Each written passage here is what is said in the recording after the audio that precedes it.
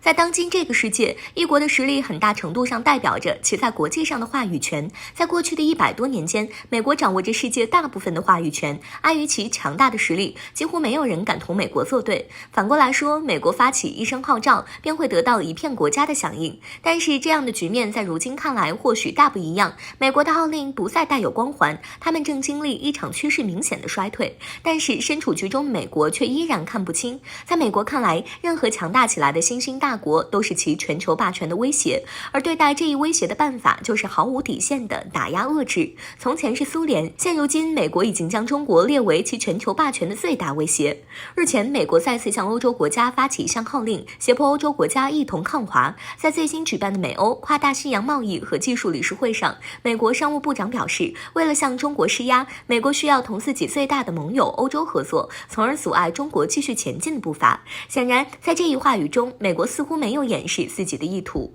其中，美国商务部长特别指出，美欧需要合作来遏制中国在半导体等领域的发展。在美国看来，半导体领域是中美竞争的关键领域，而现如今，中国在这一领域的发展已经完全超出了美国的想象。另外，美国此举除了有遏制中国发展的意图外，他们似乎还想通过这种施压来给中国立规矩，可见其手段之恶劣。不过话说回来，美国此次号召欧洲一同抗华，也从侧面证明美国是真的衰落了。虽然美国口头上不承认，但是其已经深深地意识到，单靠自己的力量已经无法再有效地遏制中国崛起。因此，在这个时候，拉拢盟友来增大遏制效力，扩大抗华气势，是美国唯一的选择。只是这个时候，盟友还会像以前那样听从美国的号召吗？答案是不会。现在的时局已经不一样了。欧洲内部冒出的第一个声音就很好地证明了这一切。在美国商务部长发出这一号召之后，西班牙驻华记者站负责人哈维尔·加西亚连发14条推文来控诉美国，其表示以美国为首的西方国家的这场反华战令人失望和厌倦。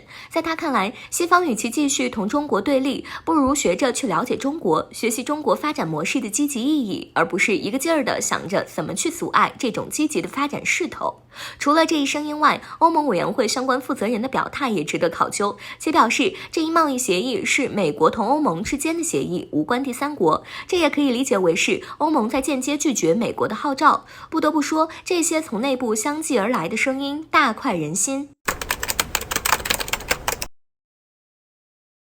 目前，美国仍然还是在霸权的最顶端，并借此打劫世界。这段时间，美国越来越暴露了强盗最原始面目，现在连装都不装了。为何美国如此迫不及待暴露真实面目？在9月25号，孟晚舟成功归国。多年来，美国的长臂管辖第一次失灵了，但也不要妄图美国会有所改变。就在孟晚舟归国的前一天，俄罗斯第二大天然气集团诺瓦泰克首席财务官马克·盖特维被美国逮捕，罪名是存在数十年逃税行为。随后，盖特维还是同意缴纳8000万美元保释金，虽然被释放出狱，但还是被软禁接受监控。由于盖特维是美国国籍，俄罗斯政府还无法干预。外界分析，2周前，俄罗斯宣布北溪2号天然气管道建成，该项目自开工以来就一直遭到美国的阻挠和制裁。首先，美国怕欧洲依赖俄罗斯能源，加强经济交流。如果欧洲和俄罗斯和好，还有美国什么事儿？其次，美国的天然气价格是俄罗斯的2倍，如果北溪2号通了，美国天然气完全没有竞争力。所以，美国逮捕盖特维的目的已经不言而喻了，且看俄罗斯怎么出招吧。不仅如此，美国又讹上了中国。美国商务部长雷蒙多近日无端指责中国阻挠国内航空公司采购数百亿美元的美国波音制造的飞机。他还叫嚣，中国人需要遵守规则并承担责任，否则将施压追责。关于美国政府阻挠世界采购华为5G，还有阻挠中国采购芯片，这些事儿怎么不提了？美国这完全是强买强卖。对此，我国外交部表示，买不买波音飞机，这应该是企业之间的事情。更何况，波音737 MAX 这事儿还没完全解决，我们自己的 C919 大飞机也正在有序试飞。企业自会有自己的选择，而美国政府却出面强迫别国购买，实在令人不齿。如果说这只是威胁，那接下来美国就是明抢了。上周，美国商务部举行了半导体高峰会，美国商务部蛮横表态，以供应链透明度为由，要求三星、台积电等多家半导体企业在45天内交出库存量、销售数据、订单、销售记录等商业机密。如果不配合，将会采取引用国防生产法。从短期来看，美国是为了解决芯片的断链危机；长远来看，结合之前台积电宣布在美国投资120亿美元建立工厂的新闻来看，大批设备已经运往美国，集装箱就装了5000多个。可能美国正打算抢在大陆动手前，对第一岛链进行资产转移。美国四处打劫是疯了吗？近日，美国财长耶伦再次警告，美国或将面临历史上首次债务违约，可能引发金融危机和经济衰退。对此 CNN 形容美国正拖着世界奔向悬崖。在奔向悬崖前，对于美国来说，最优项就是干起老本行，出去抢、敲诈勒索。下一个猎物会是谁？自二战以来，美国就确立了其超级大国的地位。在苏联解体之后，美军更加肆无忌惮了，认为他们在全球已经没有对手了，以世界警察的身份自居，进行着霸权主义行为。而支撑美国霸权行径的，正是美国强大的军事实力，而航空母舰就是美国军事实力的核心部分。美军航空母舰这么厉害，就不怕被敌人击沉吗？美军对航母的保护那是相当的全面，想要击沉美国的航母，难度可比登天。那到底要如何对抗美军航母呢？难道只能束手待毙，任由美国欺负？来珠海看看，可能这次珠海航展能够给你解开疑惑。第13届珠海航展9月28号盛大开幕，大量的国产新武器装备都对外进行了展示，包括歼20、歼16等产品，吸引了很多人的目光，证明了我国在航空工业方面的实力。除了飞机之外，一些我国对外出口的产品也吸引了大众的目光，比如说 PL-15E 中远程空导弹，这次是它首次对外亮相，其强悍的作战能力可能会吸引很多国家的青睐。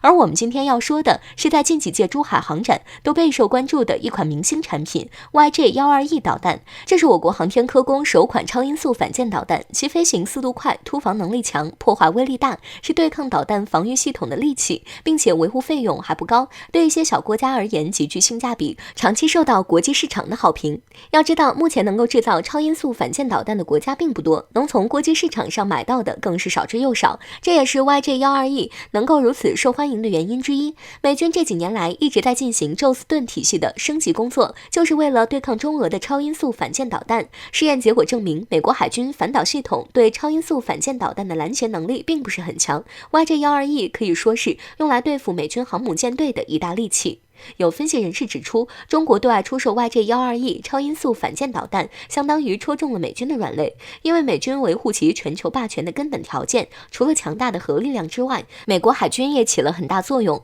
美军作战模式一般都是航母战斗群开到敌方家门口，用舰载机对敌方进行狂轰滥炸。一旦他国购买了 YJ-12E 反舰导弹，将对美军航母战斗群构成极大威胁。虽说美军对这些小国家最终还是会取得胜利，但是付出的代价会让对战损比极其看重的美军不得不慎重考虑。所以其他国家如果想要知道如何对抗美军航母，那就来珠海航展看一下吧，这里不仅仅有反舰导弹，还有着更多的惊喜。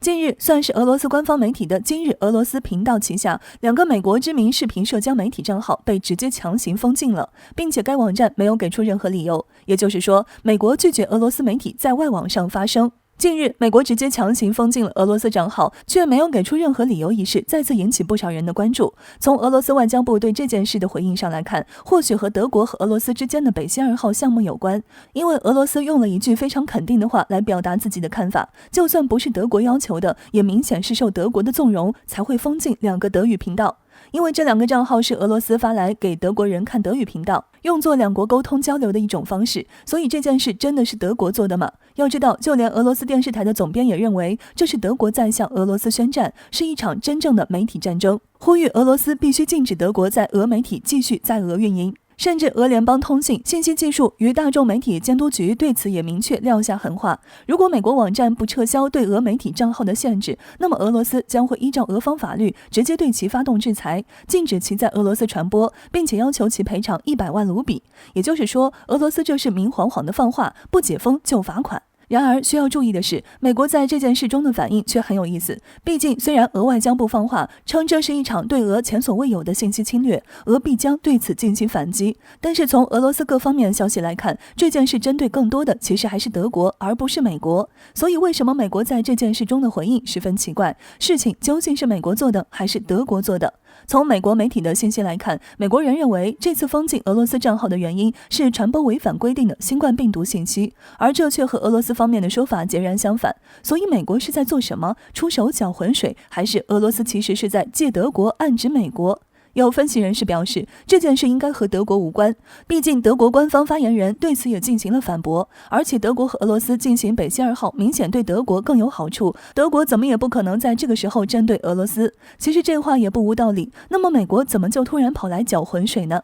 据称，这可能和3个月前俄罗斯被偷的信号灯有关，而监控却拍下偷信号灯的人疑似是美国驻俄外交官，但是美国甚至在俄罗斯还没有出手的时候就直接把人给召回去了，之后还倒打一耙指责俄罗斯拘押美国外交官，而俄罗斯因为从其他渠道发布的消息都被美国卡掉了，所以干脆利用了这2个外语频道对外发布这件事的新闻，而且恰好和美国的说法完全不一样，所以这次可能是美国挟私报复。说实话，这话说的还真是不无道理，毕竟美国因为言论一致，已经不是第一次封禁俄罗斯账号了，而且账号平台是属于美国的，德国的手也还没有那么长，更何况言论自由在美国从来都是笑话，美国政府永远都只会顺我者昌，逆我者亡。